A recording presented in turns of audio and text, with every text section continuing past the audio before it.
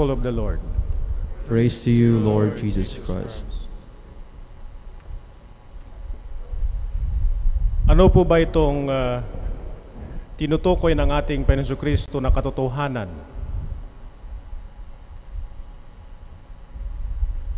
The truth will set you free. Ito pong katotohanan na ito ay hindi po yung pinag-aaralan ng mga seminarista sa filosofiya na tinatawag na epistemology or theories of truth. Hindi po ito yung hinahanap ng isang hurado o judge sa kanyang korte kapag nagbigay ng patutuo ang isang testigo. Ang katotohanan na tinutukoy ng ating Panginoon Kristo ay ang kanyang pagpapahiwatig na siya nga ang anak ng Diyos, na siya nga ang pinadala ng Panginoong Diyos upang tubusin tayo sa ating mga kasalanan. That's why He said, the truth will set you free. Itong mga kausap ng Panginoon Kristo sa ating ebanghelyo ay yung mga Hudyo, the Jewish people. At ang kanilang relihiyon ay tinatawag na Judaismo. At ang kanilang relihiyon ay nakasaad o it is based on the law of Moses, the Ten Commandments, the Torah, sapagkat yan po ang simbolo o patutuo na nagkaroon sila ng ugnayan. They had a covenant with God, our Father. You will be my people and I will be your God so long as you are faithful to my commands which were handed down to Moses. Pero ang ating Panginoon Kristo, sinasabi niya na siya ang katotohanan. Kaya nga bago siya umakyat sa langit, sinabi niya sa kanyang mga alagad, "In my Father's house there are many mansions. If it were not so, I would not have told you." Sabi ni Pedro, paano kami makakarating doon, Panginoon? Hindi namin alam ang daan. We do not know the way. And Jesus said, I am the way, the truth, and the life. No one can come to the Father except through me. Alam niyo po tayong mga Pilipino, kapag tayo'y naliligaw, hindi natin tinitignan yung mapa.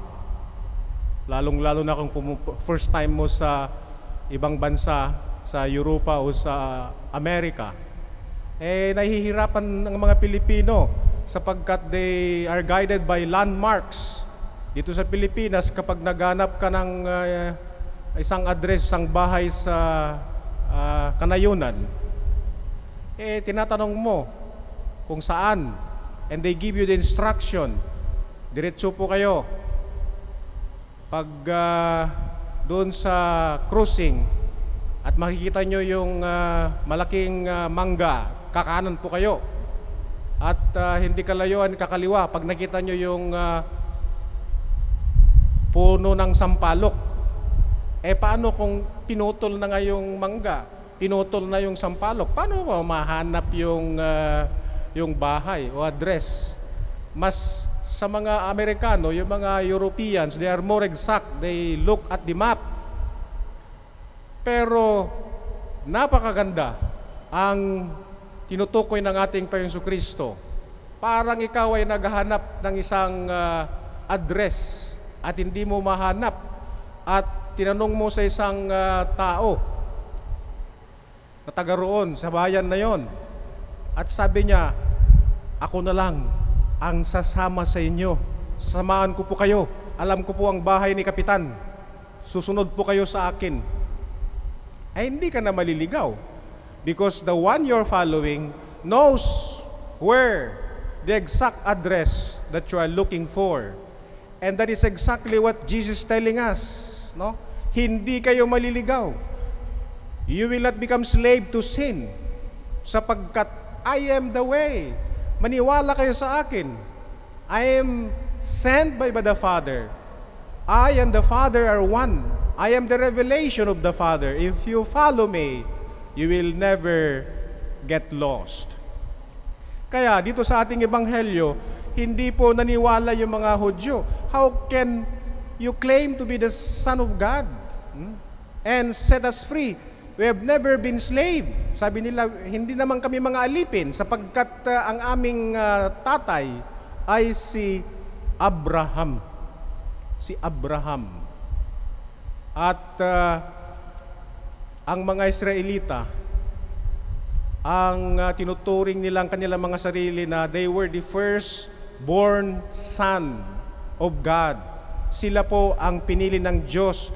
Hindi po sila illegitimate na sinasabi sapagkat si Abraham, meron pong dalawang anak.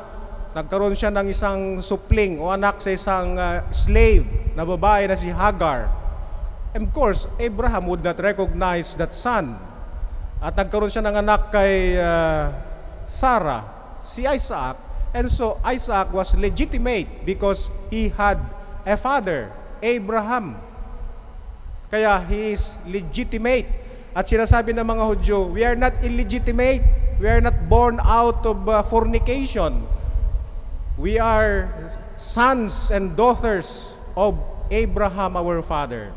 Pero sabi ni Kristo, binalikan sila, kung kayo nga talaga ang anak ni Abraham at tinuturing nyo na siya ang inyong tatay, bakit hindi kayo sumusunod sa ginawa ni Abraham? Abraham was the father of many nations. Abraham is a father of faith. God tested him and he said, Abraham, offer your son. And Abraham, even though he could not understand the instruction from God, he was willing to offer his son because he had faith in God. Kaya nga sabi ni Jesus, if you claim to be sons and daughters of Abraham, bakit hindi kayo naniniwala sa akin? At yung pakay niyong papatayin ako, ay hindi naman kagagawan ni Abraham yan. Abraham was a father of faith. Ngayon, gusto niyo akong papatayin. How can that be? How can you claim to be descendants of Abraham? Kaya sinasabi ni Jesus, here, I am offering you a different kind of truth. Isang katotohanan. Mamili kayo kung if you want to remain as descendants of Abraham, the law of Moses as your guide, or you follow me because I am offering you a different kind of truth. Ano itong katotohanan na ito? Matatagpuan po natin sa sulat ni San Pablo sa mga taga-Galacia. God sent forth His Son to deliver from the law those who were subjected to it, so that we might receive our status as adopted children. The proof that you are children is the fact that God has sent forth into our hearts the Spirit of His Son, which cries out, Abba, Father. Napakaganda.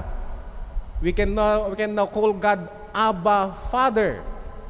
He is not only a lawgiver who punishes, who condemns, but He is a Father.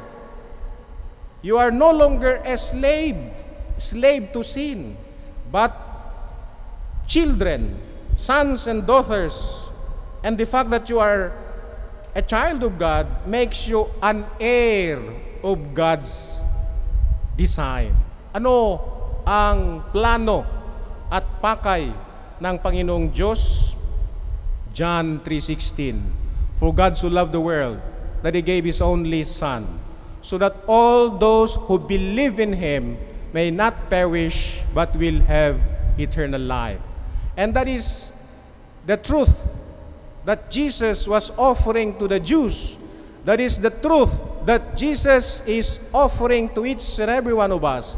There is only one way to the Father, to eternal life and salvation, and that is the close following of Jesus on the path of compassion and love. I read this somewhere. What is a purpose life? Working hard for something we don't care about is called stress. Working hard for something we love is called passion. When you come to a point where you do not feel the need at all to impress anybody with what you are doing, but you just continue doing it because you want to and you love it, that's when you know you are already starting to be passionate about it. To be passionate about God's will. To be passionate about God's command of compassion, forgiveness. That's why Jesus said, I have come to cast fire, passion on the earth, the fire of love, and how I wish the blaze were ignited. And so, we have to make a decision, either for Jesus or against Jesus. If we choose to be with Jesus, to follow Jesus, then we are free. We are set free. We are now heirs of God's heavenly gift, eternal life. But Jesus cannot tolerate mediocrity. Jesus cannot tolerate fence-sitters who cannot decide whether they are for Jesus or against Him. That's why Scripture says, if you are neither hot nor cold, I'll spew you out of my mouth. And so, Jesus is asking us today to make a decision for Him. Just keep the fire burning, the fire of love, and you are set for a purposeful life in Jesus.